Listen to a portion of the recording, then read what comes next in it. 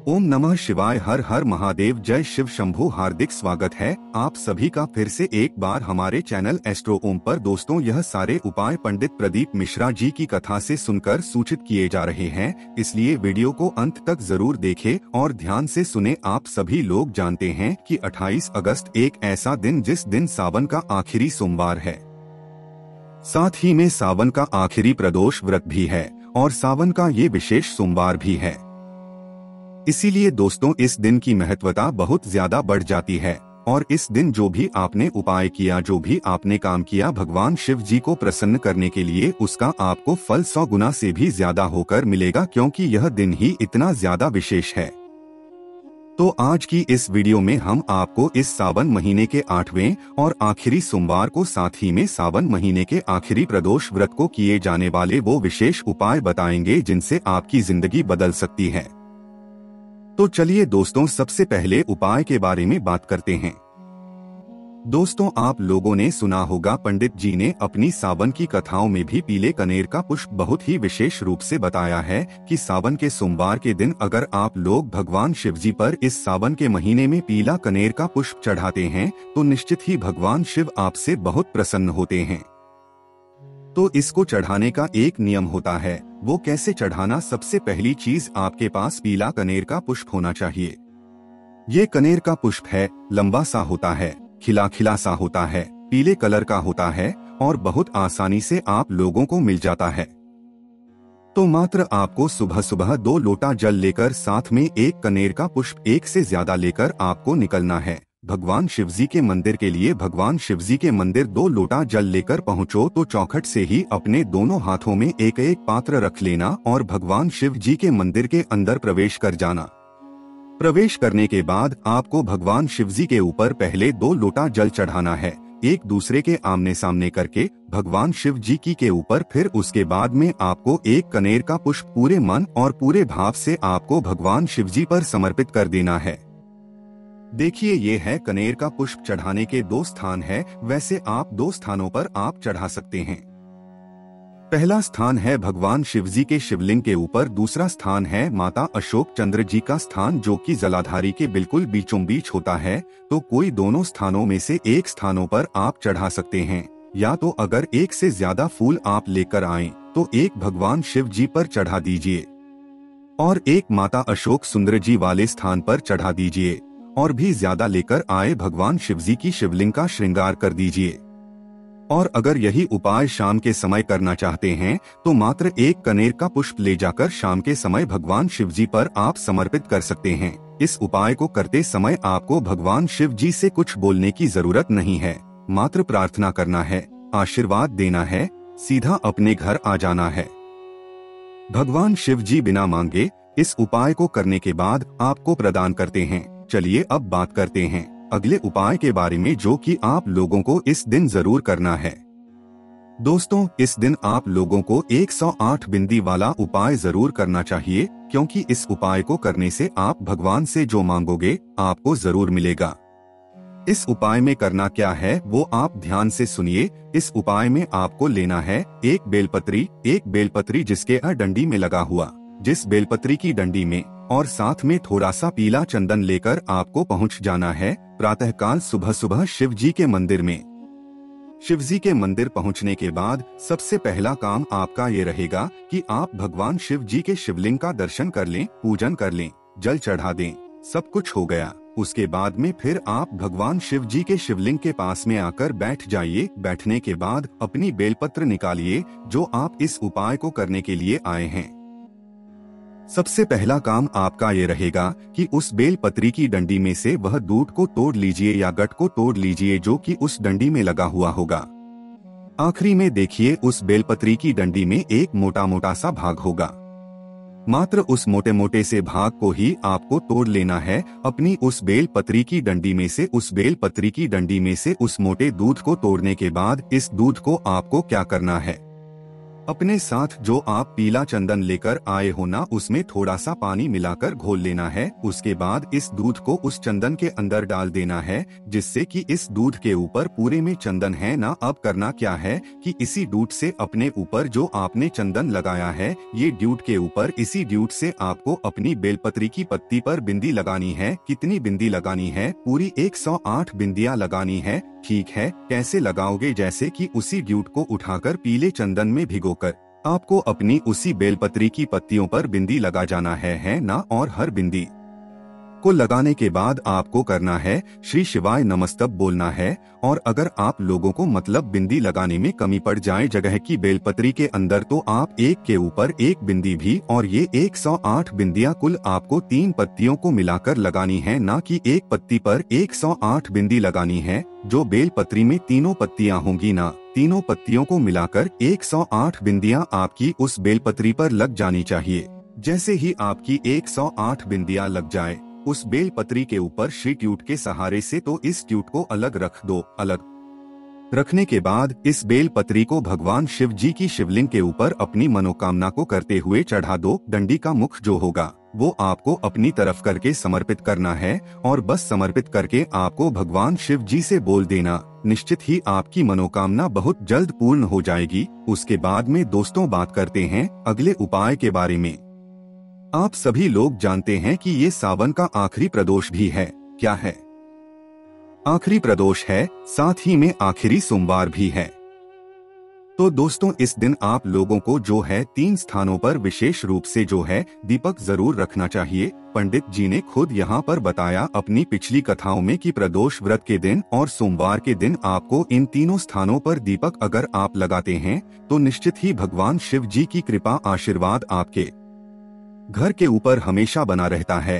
तो इसके लिए मात्र आपको करना ये है कि इस दिन आपको शाम के समय प्रदोष काल में 3 दीपक तैयार करने हैं, जो कि आटे के होंगे, जिसके अंदर आप लोग रखेंगे गोल बाती। गोल बाती रखने के बाद में आपको इन दीपकों के अंदर शुद्ध देसी गाय का घी का दीपक मतलब जो घी होता है वो डाल देना है। डालने के बाद तीनों दीपकों को तैयार कर लेना है।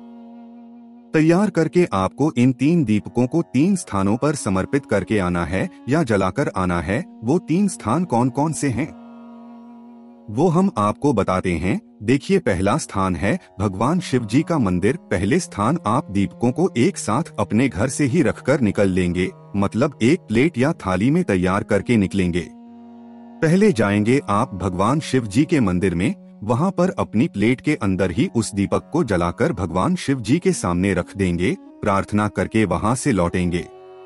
फिर जाएंगे किसी बड़े वाले बेलपत्री के वृक्ष नीचे, दूसरा दीपक वहां पर जलाएंगे। वहां पर जलाने के बाद फिर बेलपत्री के वृक्ष नीचे जलाने के बाद फिर आएंगे आप सीधा अपने घर के मुख्य द्वार पर, और अपने घर के मुख्य द्वार पर आने के बाद आपके घर का मुख्य द्वार जो होगा और बाहर से खड़े होने के देखने पर आपकी जो सीधे हाथ जिस साइड होगी, मतलब आपका जो सीधा हाथ होगा, उस सीधे हाथी हथेली पर आपको अपनी चौखट पर यह तीसरा वाला दीपक जला। तो दोस्तों यह आखिरी वाला जो दीपक है, इस दीपक को आपको जलाते समय क्या करना है कि भगवान से प्रार्थना करना है अपने घर परिवार के लिए। जो भी आपके घर पर दुख समस्या चल रही है उसके लिए प्रार्थना करके आप अपने घर के अंदर प्रवेश कर सकते हैं। इस दिन इन 3 जगहों पर दीपक लगाने का एक विशेष और बहुत बड़ा महत्व होता है। दोस्तों अब हम बताते हैं अगला उपाय, जो कि आपको इस सावन के आखिरी प्रदोष और सोमवार के दिन करना है अपने घर में धन संपदा को बढ़ाने के लिए। एक उपाय तो यहाँ पर सुबह का है और एक उपाय शाम का है, पर है एक ही जगह का। दोस्तों अगर आपके घर में धन संपदा की बहुत ज्यादा कमी है, पैसों की किल्लत चलती रहती है, तो उस स्थान पर आपको हर सोमवार को, सावन का आखिरी सोमवार हो तो भाई कहना ही क्या है, तो आपको करना क्या है, आपने एक साथ 1 लोटा जल रखना है। उस 1 लोटे जल के अंदर कुछ लाल छींटा डाल देना है, मतलब लाल चंदन जो होता है ना, उसका 1 छींटा डाल देना है। लाल चंदन का छींटा डालने के बाद इस लाल चंदन के जल को आपको बेलपत्र के वृक्ष के नीचे हर सोमवार को समर्पित करना चाहिए। इससे आपके घर में धन संपदा बढ़ती है। उसके बाद के समय क्या करना चाहिए आप लोगों को कि एक गोल बाती का घी का दीपक आपको लेकर जाना चाहिए। कहाँ पर? बेलपत्री के वृक्ष के नीचे शाम के समय प्रदोष काल में लगभग 6 बजे के बाद कभी भी है ना, तो उसके बाद में इस दीपक को बेलपत्री के वृक्ष के नीचे जाकर लगाकर आना चाहिए और वहाँ से थोड़ी सी मिट्टी उठाकर लाना चाहिए। उसी बेलपत्री के वृक्ष के नीचे भले ही एक कंकर उठाकर लाओ, मिट्टी का थोड़ा सा भाग उठाकर लाओ, पर थोड़ी सी मिट्टी उठाकर लाकर अपने घर में इसे रखना चाहिए। इससे आपके घर में धीरे धीरे करके धन संपदा बढ़ती है, कहीं ना कहीं से धन आता ही रहता है। आपके घर में कभी भी पैसों की कमी नहीं है, तो इस उपाय को भी आप जरूर करके देखिएगा। उसके बाद में दोस्तों जो अगला उपाय है ये आपके जीवन से दुख और तकलीफों को दूर करने वाला है। मगर आपके जीवन में आपको ऐसा लगता है कि आपके जीवन में बहुत ज्यादा कष्ट चल रहे हैं, बहुत ज्यादा दुख चल रहे हैं, जिनसे आपको छुटकारा नहीं मिल पा रहा है, आप परेशान हो चुके हैं, तो उस स्थान पर आपको यह वाला उपाय स्थिर जरूर करना चाहिए।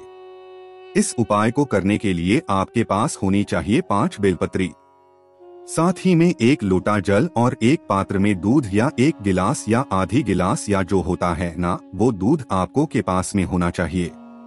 उसके बाद में आपको क्या करना है, इन सामग्री लेकर पहुंचना है भगवान शिवजी के मंदिर। प्रातःकाल सुबह सुबह कब पहुंचना है? प्रातःकाल सुबह सुबह भगवान शिवजी के मंदिर पहुंचने के बाद सबसे पहले आपको भगवान शिवजी पर ये 5 बेलपत्र एक साथ जमा कर चढ़ा देनी है। ठीक है, तो मतलब समर्पित कर देनी है। पहले 5 बेलपत्री आपको समर्पित कर देना है भगवान शिवजी के शिवलिंग के ऊपर है ना। समर्पित करने के बाद क्या करना है कि आप एक पात्र में तो दूध लेकर आए हैं और एक पात्र में जल लेकर आए हैं। अपने उल्टे हाथ में दूध के पात्रों को पकड़ लीजिए, अपने सीधे हाथ में जल के पात्रों को पकड़ लीजिए। इन दोनों ही पात्रों को शिवलिंग के ऊपर कर लीजिए, दूसरे के आमने सामने।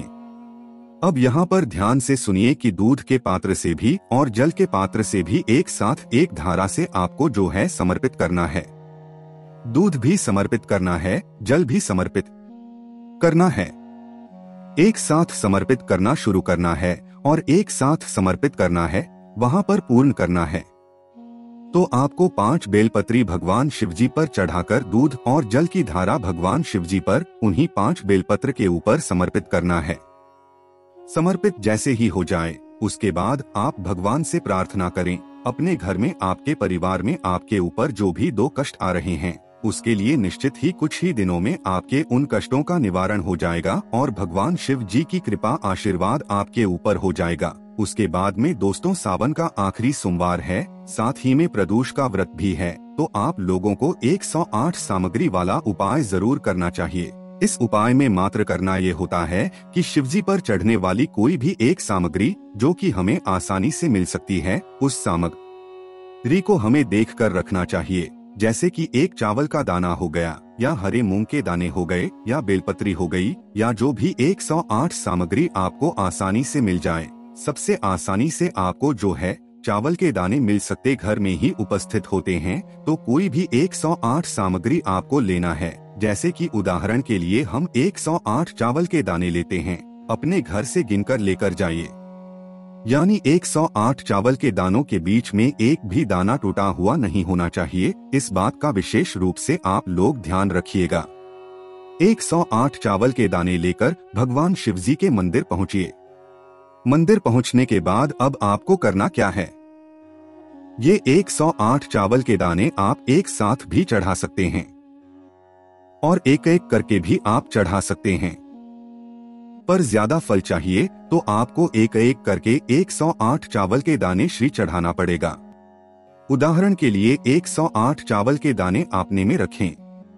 अब एक एक चावल का दाना श्री शिवाय नमस्ते आप चढ़ाते जाओ और आखिरी चावल का दाना जैसे ही आप लोग चढ़ाओ श्री शिवाय नमस्ते बोलो, तो उसके बाद आप चाहो तो अपनी मनोकामना भी भूल सकते हो, अन्यथा भगवान शिव जी से आप लोग आशीर्वाद भी प्राप्त कर सकते हो। तो दोस्तों ये वो विशेष उपाय थे जो कि आप लोगों को 21 दिन करना है, सावन के आखिरी सोमवार के दिन और सावन के आखिरी प्रदोष व्रत के दिन करना है। इससे आपके घर में आपको बहुत सारी खुशहाली प्राप्त होगी। भगवान शिव जी का माता पार्वती जी का भी आशीर्वाद आपको प्राप्त होगा। धन संपदा की जो कमी है वो भी दूर होगी। अगर आपको उपाय करने में कोई भी दुख समस्या आती होता है तो आप मुझसे कमेंट करके पूछ सकते हैं। ओम नमः शिवाय। हर हर महादेव। जय शिव शंभू।